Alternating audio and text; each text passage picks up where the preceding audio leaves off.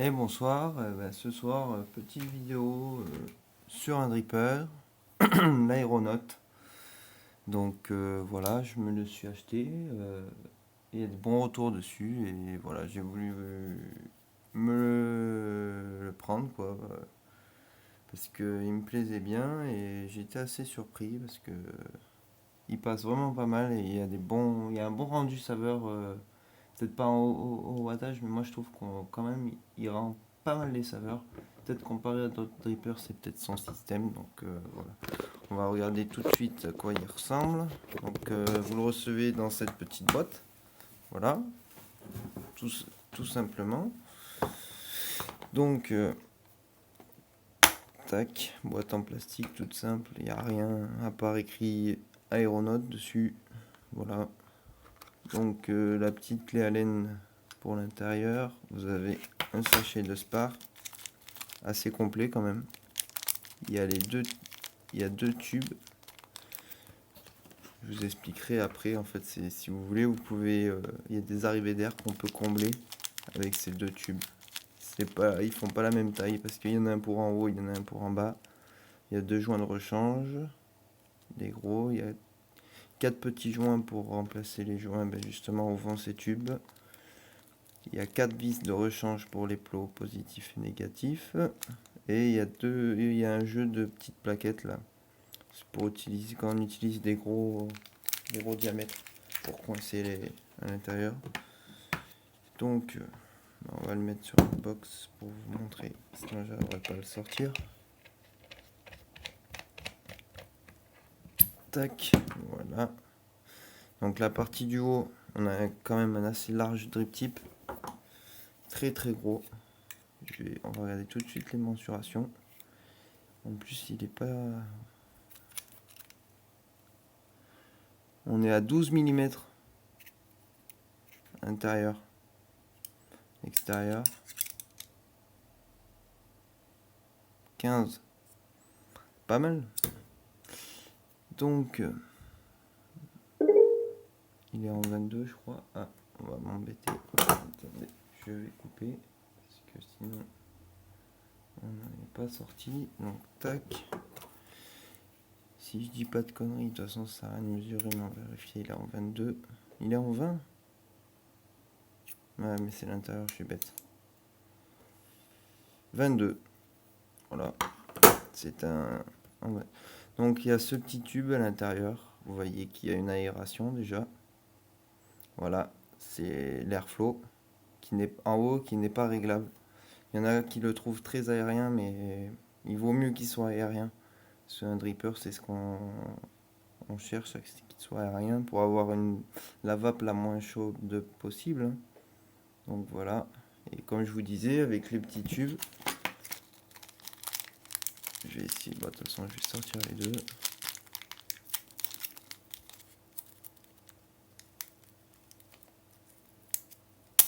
Tac.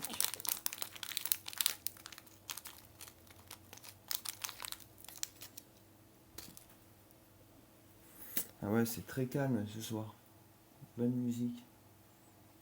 Attendez 2 secondes. Ouais, donc ouais, j'ai trouvé ça un peu tristouné sans musique. Donc voilà. Donc, pour ce petit tube, donc en haut c'est la tige la plus longue. Tac, vous venez là. Et pour la remplacer le plus simplement, comme sur beaucoup de revues on voit, on pousse. Comme ça la sort direct. Là, elle est comblée. Donc vous aurez que le drip tip de dessous qui fonctionnera. Voilà. Moi je n'ai pas trouvé l'utilité. Si ça peut être sympa pour des coils un peu hauts, mais bon, moi je vois pas l'intérêt. Au mieux que ça soit aérien. Tac. Voilà. Vous avez vu pour celle-là. Donc on va passer à la base.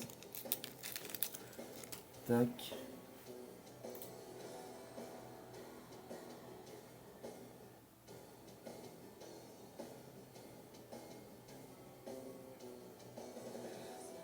Nanana. Donc la base. Tac.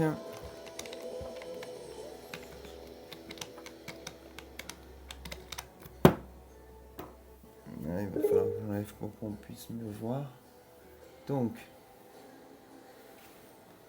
attendez.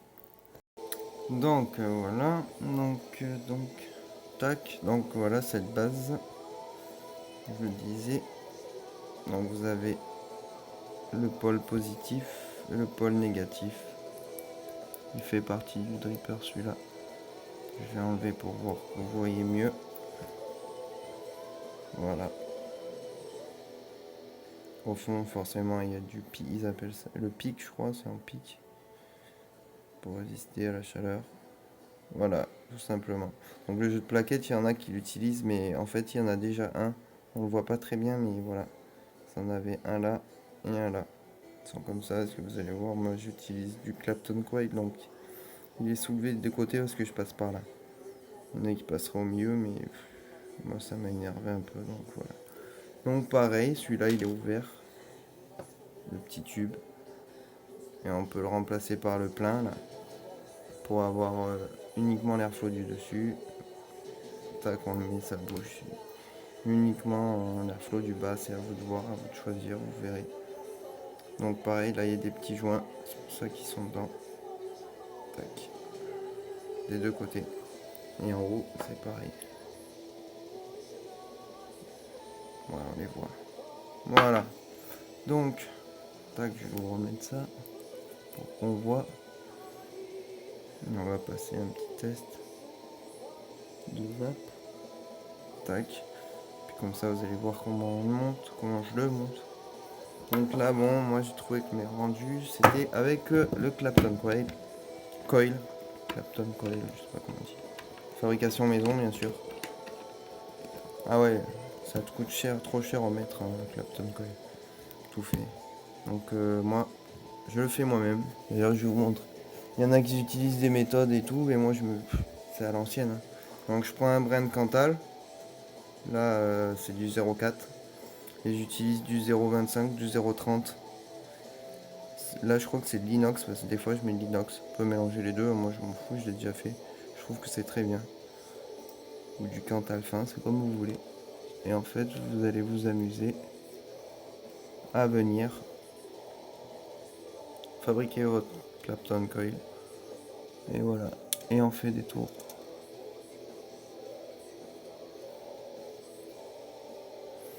C'est une méthode plus simple là, que j'avais vue sur internet avec une perceuse. Mais il faut acheter un truc là pour qu'il tourne sur lui-même.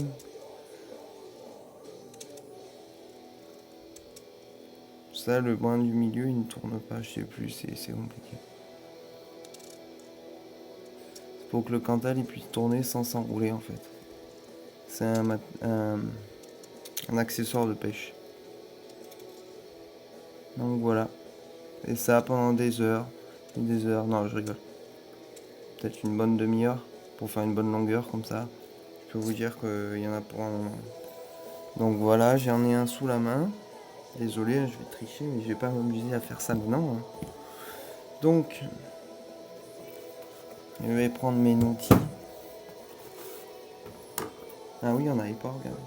Je sais pas, peut-être que ça ne vous intéresse pas, mais vaut mieux le dire des fois. Combien il fait en hauteur, je ne l'ai pas dit. 22, j'ai dit la largeur du type. C'est vrai que dans mes reviews que j'ai fait, mais je suis un amateur. Je suis pas un professionnel. Il fait 41 mm de hauteur.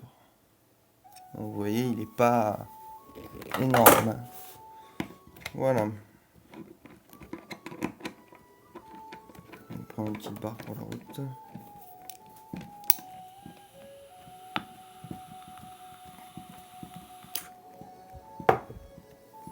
Donc, tac, tac. Et cette fois, je vais utiliser. J'ai toujours pas fait la revue de la VCC pour le coton. Je vous ai dit que je la ferai, mais je l'ai pas fait. Il va falloir que je la fasse. Donc, je vais prendre du 3 mm. C'est juste pour le redresser.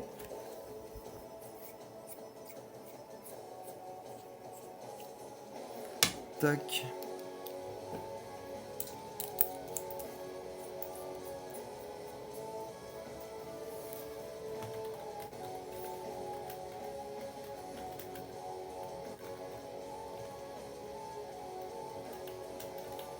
quel- Ouais, donc que dis-je? Ah oui, le voilà, 3 mm.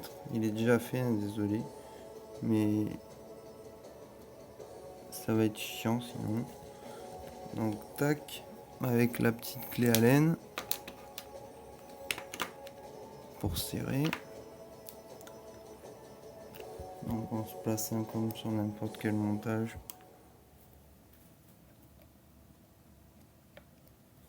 Et on va essayer de barrer.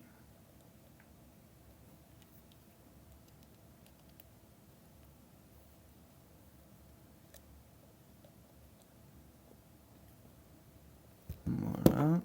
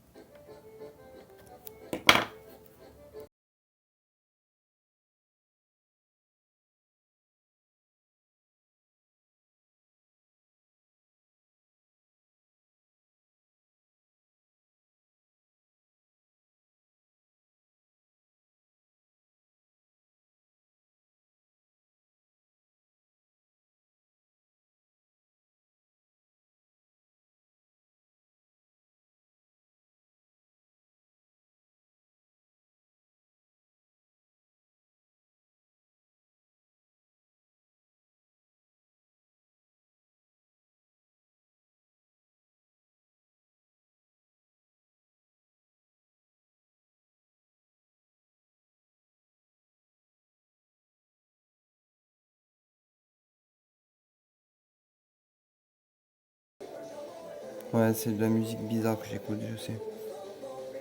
Mais j'ai toujours été un peu bizarre, toi, de toute façon. Non, c'est Arcona, une chanteuse de métal russe. Mais métal, c'est même pas du métal, c'est du pagan. Métal folklorique, si vous préférez. Moi, j'aime bien.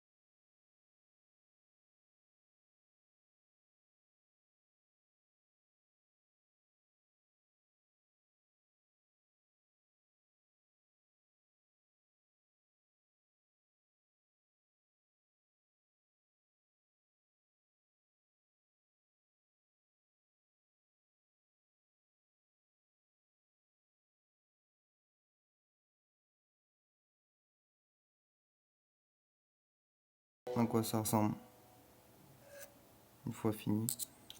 On va le redresser un peu.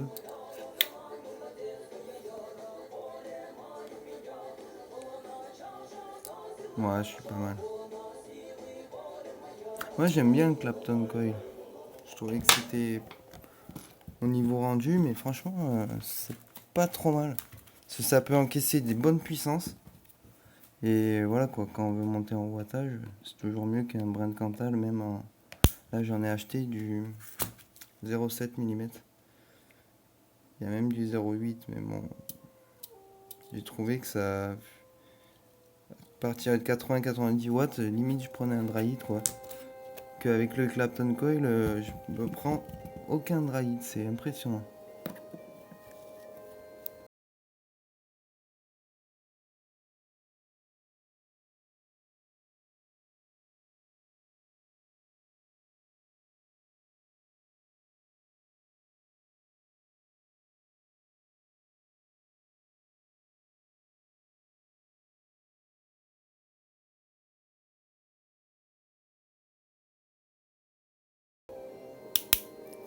Voilà, donc tac, la VCC. Je l'avais jamais montré jusqu'à ici. C'est un coton Supima américain. Bon, ils le vendent assez cher, hein. Je crois que le pot c'est 11 euros sur Arôme et Liquide. Mais franchement, j'ai été impressionné parce que pour les drippers, c'est vachement résistant à la haute température et à la chaleur. Donc c'est super quoi. Je l'utilise même dans certains atomiseurs. J'en utilise pas souvent, mais j'en utilise quand même un peu. Et le rendu est vraiment impressionnant. L'absorption, pareil, c'est fulgurant. Et ça résiste super bien à la chaleur. Coton Supima, c'est un coton de haute qualité. Je sais pas après leur procédé de purification et tout le reste, mais c'est pas mal. Donc c'est enroulé comme ça en bobinette. On dirait des cheveux. C'est des filaments quoi. D'ailleurs, Fiber Freaks ont repris dans leur coton blend. J'en ai acheté pour comparer. J'en ai acheté, mais j'étais. Bon, pour le prix, c'est vrai que c'est. Mais la quantité, elle est très. Il n'y en a pas beaucoup dedans. 4 pads, ils sont vraiment très fins. Très petits, je sais pas si vous les voyez. Très très petits. J'ai utilisé une bande. Moi, c'est pas mal, mais ça ressemble pas au même. Il y a du coton Supima dedans, mais c'est pas pareil. Voilà. Donc, tac. On va fermer.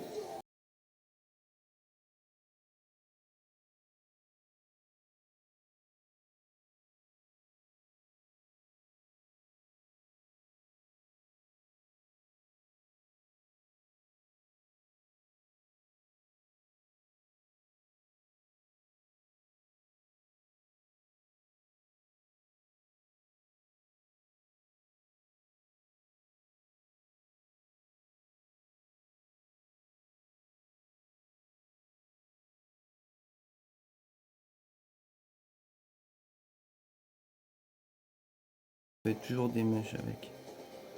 Mais franchement, pour les atomiques. Bon, ce qui est chiant, c'est pour le passer parce que on peut pas faire une pointe avant. Et il est super super résistant. Vous pouvez tirer dessus autant que vous les tirerez pas. Regardez là, je force comme un dingue. Il s'étire pas. C'est du costaud. Hein. C'est peut-être pour ça qu'il est autant résistant à la chaleur, je sais pas. Mais c'est impressionnant. Moi j'ai été impressionné. Super pour les drippers en tout cas. Mais d'après les vidéos de présentation, c'est beaucoup de gars avec des drippers qui l'utilisent. Voilà, donc tac. Voilà, c'est super chiant, c'est pour le mettre en pointe au bout pour le passer. Voilà, c'est le seul inconvénient de ce coton, c'est ça. Mais une fois qu'il est mis, c'est vraiment pas mal. Voilà, il se fait pas comme un coton, vous voyez ce que je veux dire.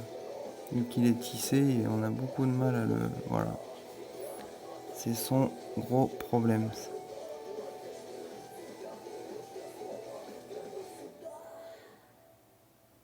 Donc on peut s'aider avec une tige, genre, par exemple, pour l'enquiller un peu. Par contre, quand on a un coil fin, c'est un peu plus galère.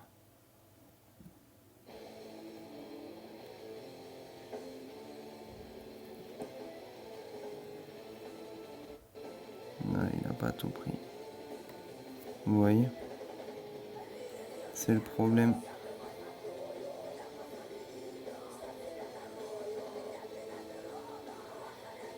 Ouais, j'ai niqué mon truc. C'est super. Ouais, j'avais peur de niquer mon truc. J'ai dû couper. On reprend. Voilà. Je l'ai bien ficelé au bout, c'est bon. Donc tac, on va juste enlever la petite connerie que j'ai fait au bout.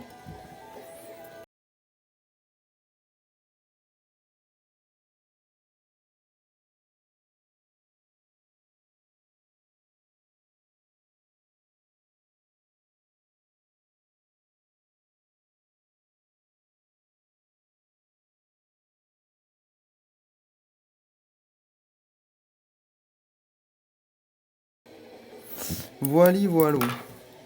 Donc, pour ce dripper, le plaçage du coton il est un peu chiant. Je vais vous zoomer pour que vous voyez. Donc il va falloir le séparer en deux là. Vous allez comprendre pourquoi. Parce que faut pas oublier qu'il y a le tube là en dessous.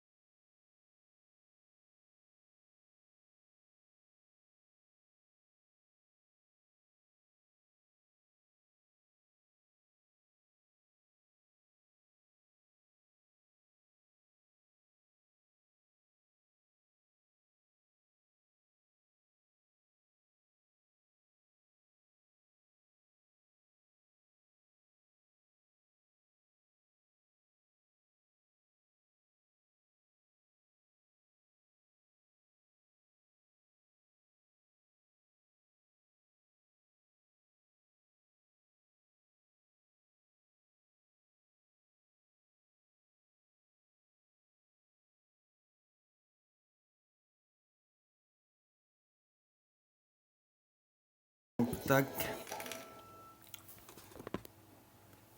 Et voilà, on n'a plus qu'à